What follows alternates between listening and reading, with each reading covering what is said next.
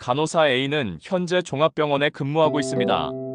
A는 처음에는 병동에서 간호 업무를 하였으나 외과에서 외과의사를 보조할 PA 간호사를 모집한다는 원내 공고를 듣고 지원하여 선발되었습니다. PA가 된 후에는 외과 병동에서 의사를 대신해서 수술 상처를 소독하는 일과 함께 해당 외과 전문의의 지시에 따라 전자의무 기록에서 외과 전문의의 아이디로 들어가 검사와 약물을 처방하고 있습니다. 그렇다면 이와 같은 간호사 A의 의료행위는 문제가 없을까요? 의사가 아닌 의료인이 의사를 도와 지시에 따라 진료행위를 하는 인력을 의료보조 인력이라고 합니다. 우리나라의 경우 의료보조 인력은 거의 대부분이 간호사로서 통상적인 간호사의 업무 범위를 넘어 수술 및 시술 보조, 의사의 지시에 따른 검사 및 약물 처방, 환자와 가족의 교육 및 상담, 회진, 동의서 작성 등 실제적인 의사 역할을 대신하거나 보조하게 됩니다. 하지만 우리나라 법에서는 의료보조 인력이라는 제도가 없었습니다.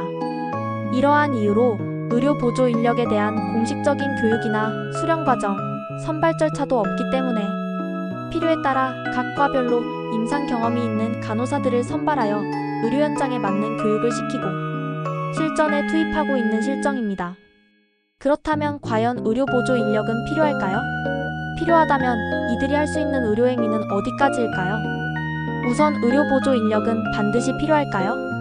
의료보조 인력이 필요하다고 주장하는 사람들은 첫째, 대학병원의 경우 각 과에 필요한 전문의나 전공의와 같은 의사 수가 턱없이 부족하기 때문에 환자에게 필요한 의료 서비스 공백을 메우기 위해서는 어쩔 수 없이 의료보조 인력이 필요하다는 것입니다.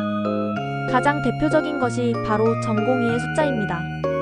산부인과, 흉부외과, 일반외과 등 필수 의료의 경우 필요한 의사 수가 많지만 전공의의 지원이 거의 없어 의료 서비스를 제공하는 의사가 매우 부족하기 때문에 환자에게 적절한 의료 서비스를 제공하기 위해서는 의료보조 인력이 필요하다는 것입니다. 둘째, 전공의의 수가 비교적 안정적으로 수급이 되는 과라고 하더라도 전공의의 당직이나 근무시간 제한 등 여러 제한으로 인하여 실제로 필요한 의료 서비스를 제공하는 의사가 부족하다는 것입니다. 실제 전공의 특별법으로 인해 전공의들은 근로시간이 주 80시간으로 제한되고 있으며 2025년 의료개혁 특별위원회는 주 80시간을 72시간으로 줄이고 연속 근무시간도 현재 36시간에서 24에서 30시간으로 줄이도록 하였습니다. 이와 같이 전공의가 근무시간과 역할 축소로 인하여 절대적인 의사 인력이 부족하기 때문에 이를 의료보조 인력으로 메우려는 것입니다. 셋째, 3에서 4년만 지나면 수련이 종료되는 전공의의 경우 해마다 새로운 인력이 들어온다는 문제점이 있습니다.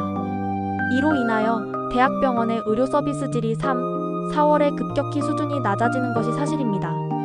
하지만 의료보조 인력의 경우 비록 초기 교육은 어렵고 시간이 많이 걸리지만 어느 정도 시간이 지나면 업무의 숙달성이 전공의보다 높아지면서 평균적인 의료 서비스의 질 관리가 가능하다는 것입니다. 이에 비하여 의료보조 인력 양성화에 반대하는 사람들은 첫째, 현재 의료보조 인력의 의료행위가 전공의 업무 범위와 거의 겹치기 때문에 의료보조 인력을 양성화하면 대학병원에서의 전공의 수련은 황폐화될 것이고 이렇게 황폐화된 수련 과정은 배출되는 전문의의 질적 저하를 가져와 결국 의사가 제공하는 의료 서비스 질이 점차 하향 평준화된다는 것입니다. 둘째, 현재 대학병원이 의료보조 인력을 고용하는 이유는 이들의 임금이나 처우가 전문의를 고용하는 것보다 낮기 때문으로 이를 해결하기 위해서는 정부와 국민건강보험에서 의사를 충분히 고용할 정도로의 수가와 보상체제를 개선하는 것이 원인을 해결하는 것으로 의료보조 인력을 고용하는 것은 원인 회피라는 것입니다. 셋째, 현재 의료보조 인력에 대한 의료행위가 어디까지 가능한지 명확하지 않고 이들의 교육과 관련된 법규나 지침이 없는 상태에서 이들은 의사들만 할 수 있는 의료행위는 물론 대학 교수 명의로 전자의무 기록에 접속하여 검사나 약물 처방을 하고 있습니다. 문제는 이들이 자신의 명의가 아닌 대학 교수 명의로 전자의무 기록에 접속하기 때문에 잘못된 검사나 약물 처방을 하는 경우 이러한 잘못이 의료보조 인력의 문제인지 대학 교수의 문제인지에 대하여 논란이 될 가능성이 높습니다. 넷째, 만약 의료보조 인력이 합법화되어 양성화된다면 대학 교수들은 매번 바뀌는 전공의보다는 오랫동안 일해온 의사보조 인력들을 더 신뢰할 가능성이 높고, 이로 인하여 의료보조 인력이 자신들의 경험을 바탕으로 전공의에게 지시를 내리는 등 의사의 고유 업무 권한을 침해할 수 있다는 것입니다. 이와 같이 의료보조 인력으로 인한 갈등이 생기는 주된 이유는 대학병원이 저임금은 물론 높은 노동 강도로 악명이 높은 전공의들에게 과다하게 의존하고 있었기 때문이기도 합니다. 실제로 우리나라가 저비용 고효율 의료체계를 유지할 수 있는 이유가 전공의들에게 교육이라는 이유로 많은 희생을 강요해온 것도 사실입니다. 하지만 전공의들의 전공과 편식 현상, 전문의 공급 제한을 위한 전공의 모집 인원 축소 및 전공의 특별법이라는 세 가지 다른 파도로 인하여 현재의 의료체계가 한계에 다다랐습니다. 이런 구조적인 문제를 직접적으로 해결하는 대신 편법적으로 의사 보조 인력을 운영하고 있는 것도 사실입니다.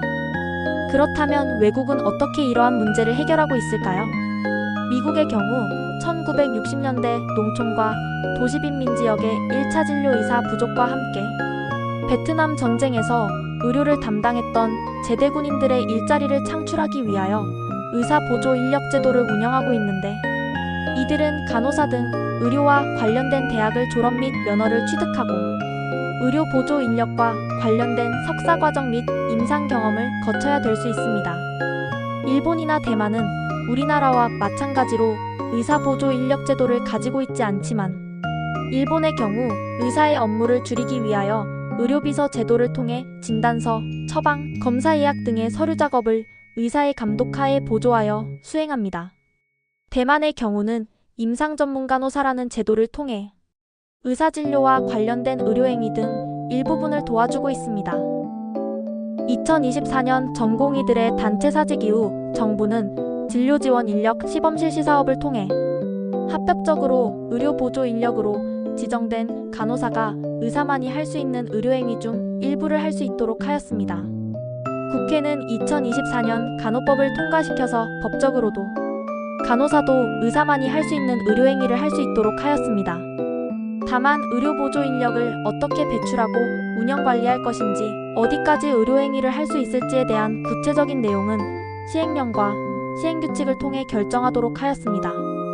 하지만 이러한 진료보조 인력의 확대가 현재 의사들이 기피하는 전문과목 인력 부족에 대한 근본적인 해결책이 될 수 없고, 오히려 진료보조 인력이 많은 과들을 회피하여 해당 전문과목 의사들의 절대적 부족 현상을 더욱 심화시킬 수도 있다는 우려도 있습니다. 진료보조 인력을 합법화하는 것에 대하여 어떻게 생각하시나요?